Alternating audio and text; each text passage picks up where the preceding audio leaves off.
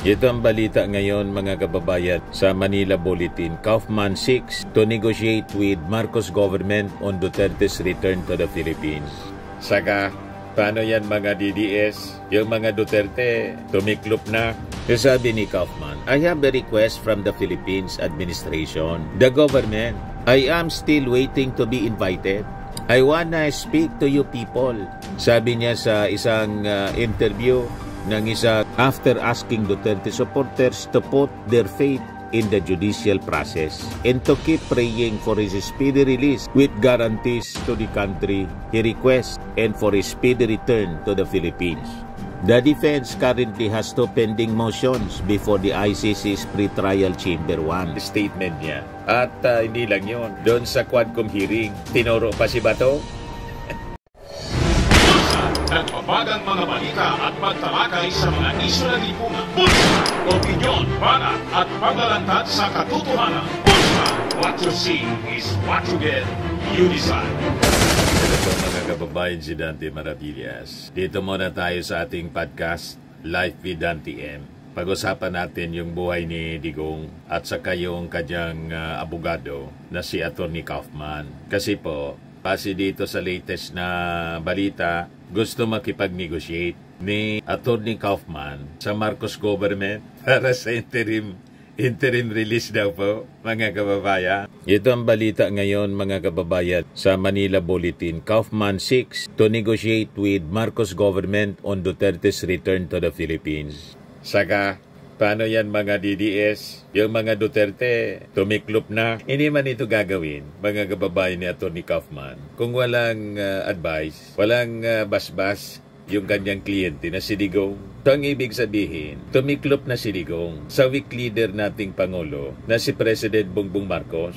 Yung maisog and strong leader na si Digong. Gusto na ngayon makiusap, magmamakaawa. Iwan ko kung pagbibigyan ito ng ating Pangulong Bongbong Marcos, pag pinagbigyan ito ng ating Pangulo, baka hindi na siya niyan makatapos. Mr. President, pag pinagbigyan mo na makauwi for interim release si Digong, baka hindi ka makatapos nito sa 2028. Desidido po sila na gamitin lahat na pambubudol para makabalik lang dito sa Pilipinas for interim release. Na una, sabi, nangangako na hindi tatakas. Ialam naman ninyo na hindi mapangawakan ang mga sinasabi ng mga Duterte. Pero nasa sa inyo po yon. Kayo ang Pangulo eh. Di ba? Ito yung balita ngayon. Former President Rodrigo Duterte's lead counsel, Nicolas Kaufman, is seeking an audience with the Marcos administration to negotiate the return of the ex-chief executive to the Philippines. Nasa kamay ng ating Pangulong Bongbong Marcos kapalaran ng dating Pangulo. Yan kung pagbibigayan siya. Matapos na tawagin niyang may bangag tayong presidente, may adik tayong presidente, at yung kanyang anak na vice-presidente, pagbantaan yung ating Pangulong Bongbong Marcos na ipapatay, pati si Lisa Marcos at saka si Martin Romualdez. Itong mga mortal sins nila. At hindi lang siyempre, yung mas matindi, yung kasalanan ni Digong sa ating mga mamamayang Filipino, sa mga pamilya lalo na ng na-EJ case. Iwan ko kung magpapabodol ang ating Pangulong Bongbong Marcos dito sa mga Duterte. Sabi ni Kaufman, I have a request from the Philippines administration. The government, I am still waiting to be invited. I wanna speak to you people. Sabi niya sa isang interview ng isa DDS vlogger kanina.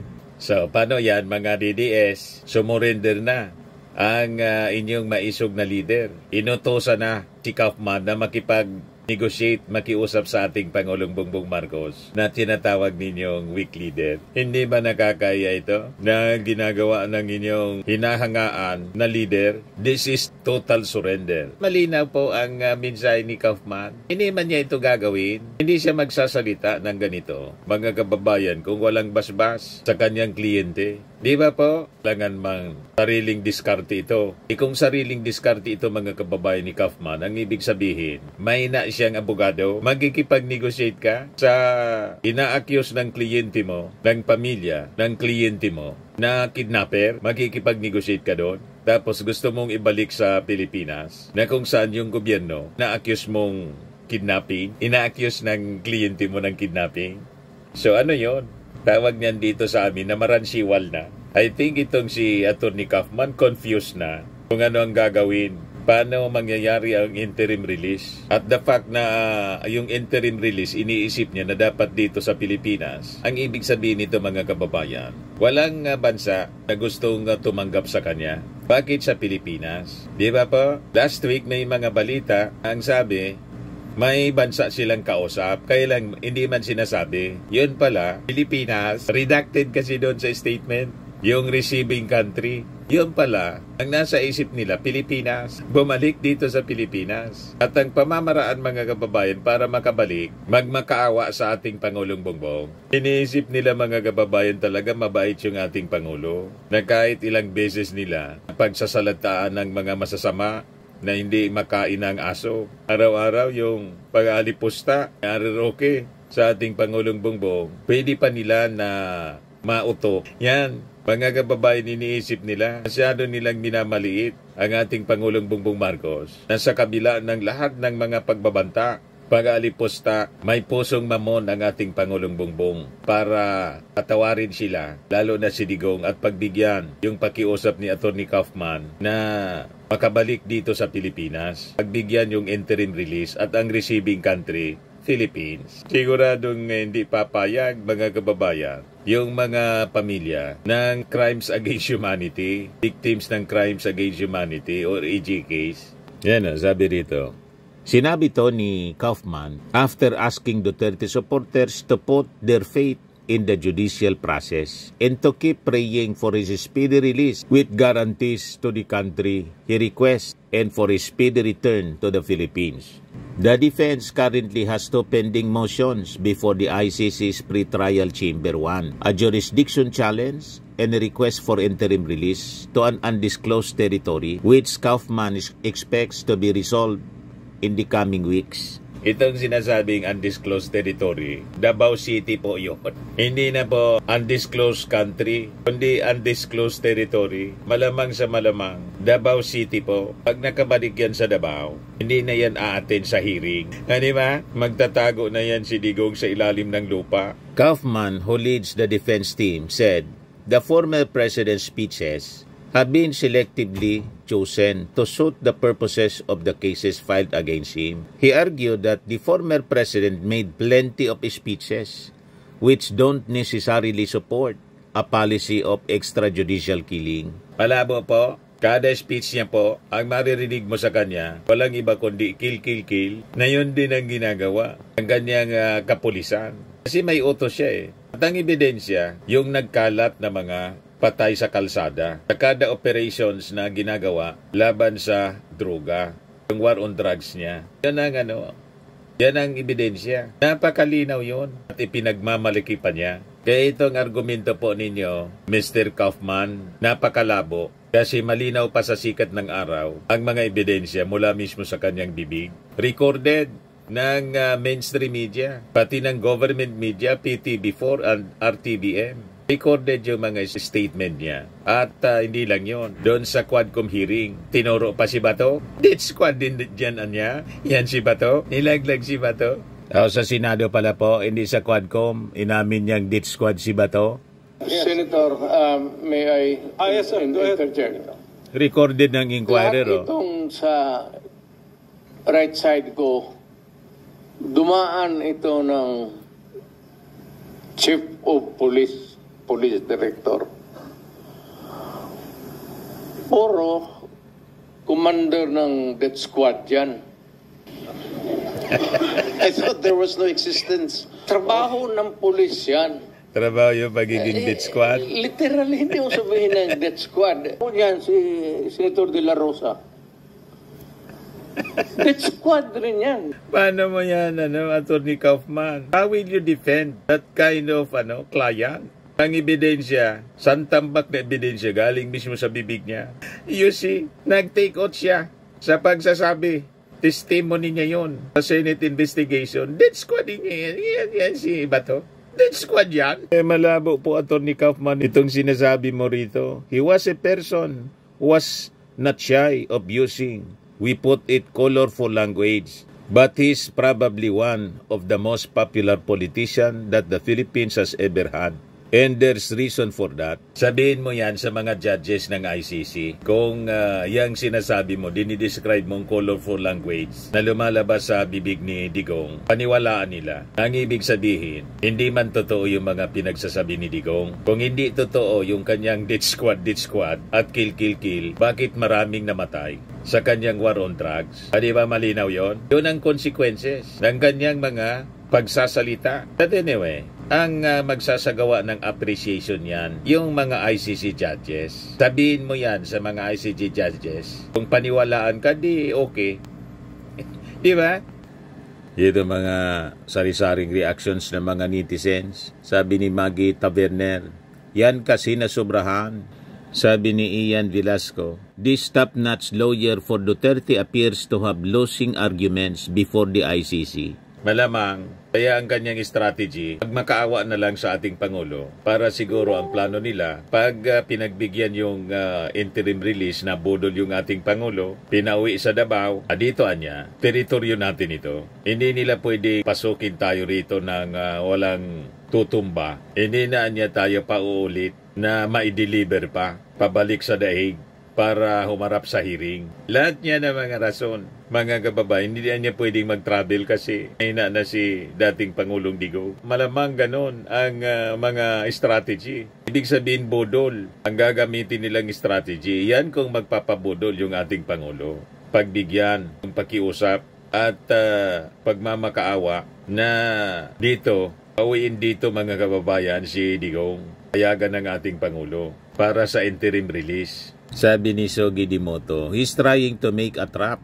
Malamang, sabi ni Chester Tarpin. So, is that the answer for the 150 million pesos a month? Is that all you can do, Kaufman? Sayang ng attorney's fee. Kamal pa naman, 150 million. Sabagay, chicken yan kay Sara. Yung 150 million po, chicken sa kanya. Maliit na pera yan. Sanay si Sara gumastos po ng 125 million in 11 days. Sabi ni Evelyn Castillo, no, let him stay there, please. Sabi ni Mark Jose Suter, keep the dinosaur in the cage. Sabi ni Sherwin Sales, hindi niya kaya ng mga substantial evidence kaya lahat na lang technicalities at pakiusap. May punto po kayo. Kasi kung malakas ang defense po, hindi kailangan nila makiusap.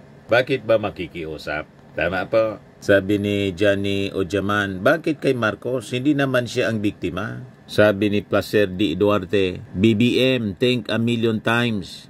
Sabi ni Mil Sapanta, ganun lang.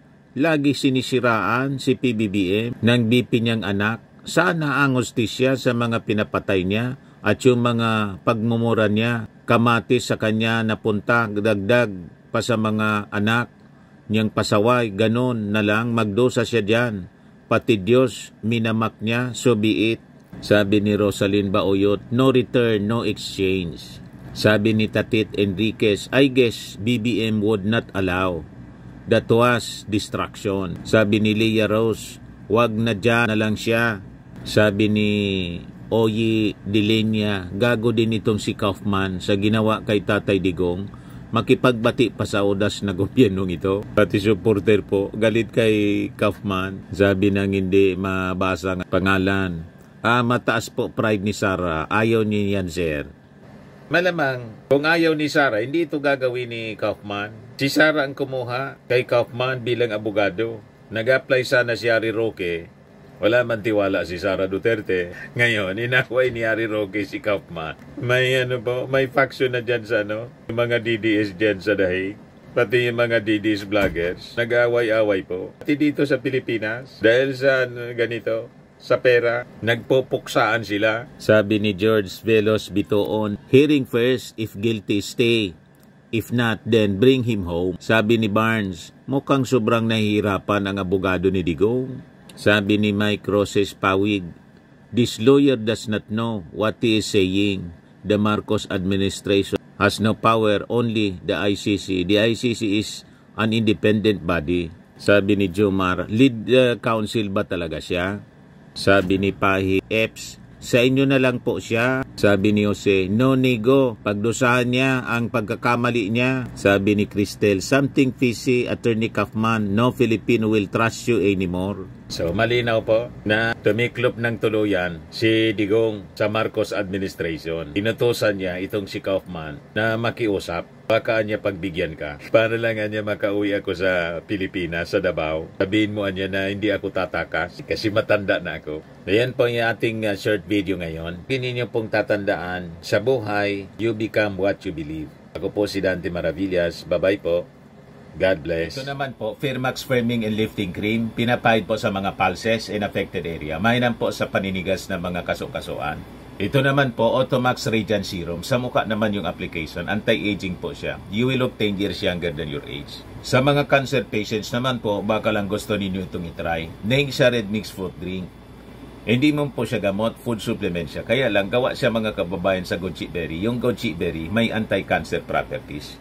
O ngayon, yung mga inquiries ninyo, dumiritso na lang kayo sa aming messenger sa Facebook para masagot namin agad. Ayos pa? Ayos na ayos niya, Mr. Maravilla.